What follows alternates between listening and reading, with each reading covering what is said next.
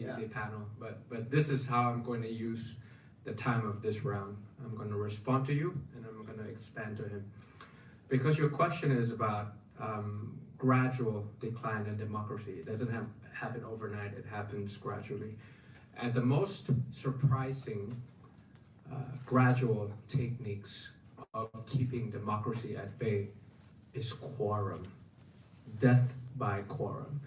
When it's devils is in the detail, you know, if autocrats are on this table talking together, so what do we do with this guy? You know, there could be many things, and it could be visible, it could be discreet. How about we just don't show up for quorum, and then during the prime minister's election, he needs our appointed senator votes. If 50 of us don't show up for quorum, he cannot become prime minister. So this is the most surprising things that you can read in books. I think this is like street politics that I have found. Like, to become the prime minister, I need 376 votes from the elected lower house and appointed upper house. So there's 250. 50 of them just didn't show up for quorum. So just because of that, I didn't get enough votes. If they did show up for quorum, I feel like I have a good chance that I will be able to pass that 376, more or less. Dismantle the Constitution. Once you dismantle, obviously the Democrats will try to amend it to make it more democratic. What if we don't just show up for quorum, which is what they did? Like, out of the parliamentary system, 750 people, 700 supposed to show up, 70 showed up. So 90% did not show up for quorum. So once you didn't show up for quorum, that constitutional amendment motive is dismissed and gone. And that's how you gradually prolonging power as the way you do it, very discreetly and very quietly. And that's something that I really have to think about. To expand on your point, you know, pretty much what he's trying to say in street politics is that you are both a player and a referee. You are both the player and the referee of the game. That's how you can maneuver the game. Pretty much, that's the case. So I agree with all of that, and you know, very institutional, such as election commission, referee, to be clear, election commission, the court, constitutional court, Supreme Court, anti-corruption commission. That is something that you can use for your advantage, as long as it's like selective, unchecked, and without any ability to appeal, for example. But I think the most important thing in this sense for this point is, so how do we think about the origin of all these referees? Because they're usually appointed. I looked up Venezuela, you have 5 election commission, is that correct? We also have 5. The origin is usually appointed. For me, it is by the junta, directly or indirectly. Second thing is on the transparency of all these institutions, like how they decide on things, how they deliver the results, if they're independent organizations. Independent to what? Independent to who? And is there any linkage to the people or to the voters or not? Usually they're not. They're unchecked, yeah. Because they're the referee, nobody checks the referee, who watches the watchdog kind of dilemma. And third is on accountability. Like, if they do something that is not even morally justifiable or something that is against the law, how do we keep them accountable? Like, how do we keep the referee accountable? Origin, transparency, and accountability. You know, their job is to keep someone accountable, especially politicians. The question is, who keep them accountable? You know, that's something that here at ASH, and I'm trying to come up with ideas of how to do this. So that's how I answer the question about gradual decline of democracy, with the most surprising details of quorum, and also expanding on the points that the professor made. Thank you. Perfect. Thank you. So in addition to what Daniel said, that all of those things happen in Venezuela, I will say that there are 3 things that were like an addition or an innovation, right? An innovation. Yeah, that is not only Venezuela. Also in the work that I'm doing with Erica, we have found this also happening in other realities. But first, you already mentioning the military ideologization. It's like there was a lot of effort in trying to indoctrinate the military and the police. So there was something very important because at the end you always need someone to enforce your decisions, right? And to suppress or repress any dissident. So that was a very important line of action of Chavez. That might have been the difference maker for Brazil, right? And Argentina and Ecuador. It did not happen. Yeah, it didn't happen, right? The second one, it's the use of paramilitary groups, right? Okay. Because sometimes you want to outsource the repression, right? Because when you have a picture in the New York Times and in CNN of a military or a police guy in uniform beating a young guy or an old woman, you look bad. You look like what you are. And dictators do elections because they don't want to be perceived as dictators. So then you have paramilitary groups. It can be thieves. It could be non-state actors like drug cartels. It can be like members of their party. And they just say it's just people against people. It's not me. So Chavez did that, and Maduro used that. So they have different names in different times, but at the end, it's having civilians and sometimes military or police personnel disguised as civilians to do the work, the dirty work. And the last one I would say is the use of social welfare to either blackmail, manipulate, or control people. So, for example, in Venezuela, we have a very, a big part of the population is poor, and Chavez created this type of social programs, right? One of them was the most successful one was about giving people free housing. But there was like these big complexes, and they started to move in like the voting ballots into those places in order to kind of say to the people like, hey, all of the ones that live here should be voting for us, right? So if we see someone that like at the end of the process that didn't vote for us, well, we need to find out who is this person, right? So they were like playing with this type of things. If you are not going to receive this type of service, or this bonus or whatever. So yeah, that was, I would say that those three things were. So quid pro quo for Quid pro quo, political yeah, for sure. support. Yeah. Yeah. Great, thanks. Okay, so I want to move now to that pretty full discussion of how it goes away. Let's pivot a little bit to what might be some resources and beginning spots for making it more resilient and getting it back.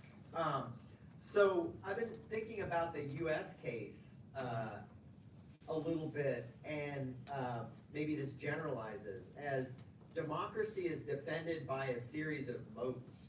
And which ones are going to go away, and which ones should we start building back up?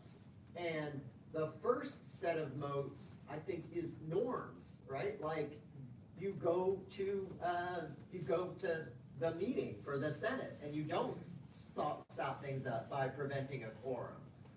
Or many in the executive branch case, like you have lawyers carefully draft executive orders and don't have misspellings in them. That's a norm, right? And so there's a normative circle on the inside, right? That's the first one. A little bit out from that might be opposition leaders in parliaments in Congress, right? That's the normal give and take to put some pressure back. A third moat is the courts, and we've talked a little bit about the courts, and they're kind of what happened to Thailand, what happened in Venezuela. I think we're waiting to see what happens with many U.S. court decisions. The fourth is civil society, and here I'm thinking a big ring, civil society in the broadest sense, all the way from business associations to street protests, even to media, right? So things outside of the government that are civil society. And then finally on the outer ring is elections themselves. And when they don't, and I think like in competitive authoritarianism, you still have elections and the winner wins. And that's one of the things that makes autocrats a little bit nervous these days is they know they have to have elections that they might lose. And I think it's only in the last year that Venezuela, that last moat really collapsed when I think there's pretty broad, at least international agreement that that Maduro lost, but he's still there.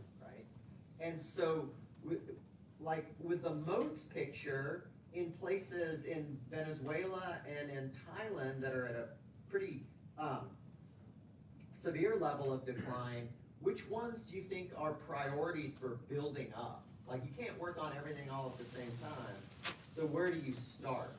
And then a different question about the U.S. But let's do the. Yeah. Do you want to go, Pete, and then Frank? Yeah. Either or. I did some regression analysis of key success factors.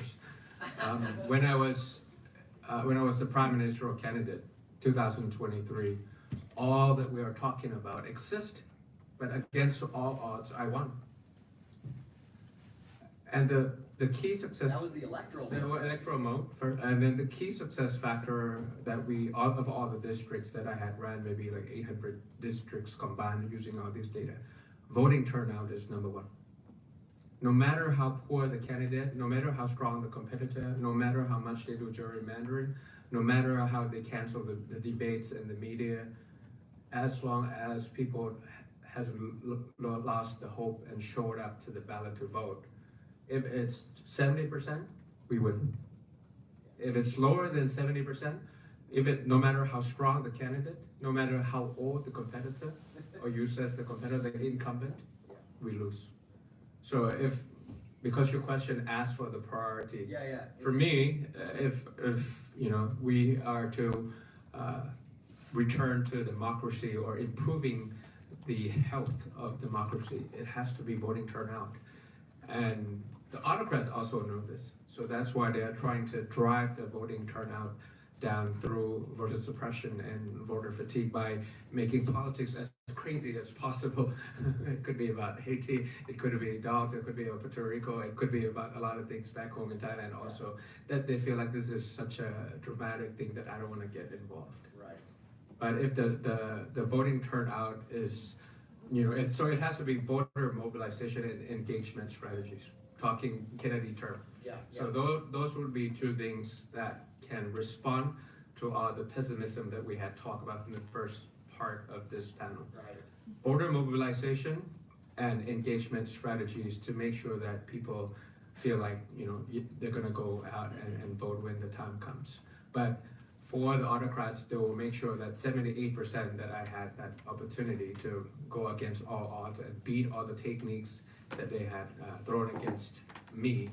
They will make sure the voting turnout is lower than 70% all the time going forward. So that's a new ball game that I need to fight as a coach now, Right, not as a player. I'm going to respond in Freddie's voice to you a little bit and say, look, I thought it was elections too and voter turnout, but we won the last one and they just decided to ignore it. So how would you respond to that? Is like, even if you get the 70%, even if it's a decisive win, they're just going to ignore it. So I want to be Venezuela. So it's the same for me. So I won that election. Yeah, it's the same. That did happen. I form a comfortable coalition of 312 out of 500. So in any parliamentary system, if you have 312 as a government, it's pretty strong. And I got blocked by the appointed senators. So it goes back to the point that I made, all these politics of appointed. When you're appointed by someone, you respond to that person who appointed you, whether directly or indirectly. So that's why if we win the election by a comfortable majority next time, my goal is to have 20 million voters for the new party, the reincarnated party 3.0. I'm the 201. So we got 14, not enough. We have to win more. It has to be 20. And once you have enough number of member of parliament, that's when you're starting to change laws on the origin, on the transparency, and on accountability of those people who will stop you outside of the limit. So it has to be a two-step process. So in the back of your mind, you're thinking that that legitimacy really is still there. If you can demonstrate overwhelming popular support, that just will carry the day because people will have to respect that. And laws can be amended anytime. So now the law was set in stone by the product of military coup. That's why they did it like that. But now if we have enough representation in the parliament, like a sizable amount of representation in the parliament, nothing's going to stop us. At least we'll show off a quorum, that's for sure. And then finally, you could finally make sure that the constitution and the electoral laws is more fair and more democratic, but that's going to take time. So it's winning elections, and also dominating ideas that it's possible, because they will try to do it every possible way that it's not possible. Don't go for it. It's not possible. That's what they're trying to do. So it has to be two-step process, a two-pronged approach. That's a terrific answer and perspective. So similar, or would you hang it on a different mode? I think that, of course, it depends on in which state of the democratic backsliding process you are, right? Yeah. Because even if we already won the 2/3 of the parliament, right? We had all that, and we were able even to call for a constitutional assembly, and it didn't matter. And we won with 70% of the votes, and it didn't matter. So it really depends on in which stage of the democratic backsliding you are, and I think that's a very important point to take, because like if you're a doctor, right, you have to have the right diagnosis in order to find the medicine. So if you think that you are in an autocratic country, but you think that you are in the stage of North Korea, then you're gonna have a bad medicine, right? So you have to prioritize. In early stages, ดูคลิปจบแล้วอย่าลืมกดไลค์กดแชร์กดติดตามกดกระดิ่งให้ด้วยนะครับ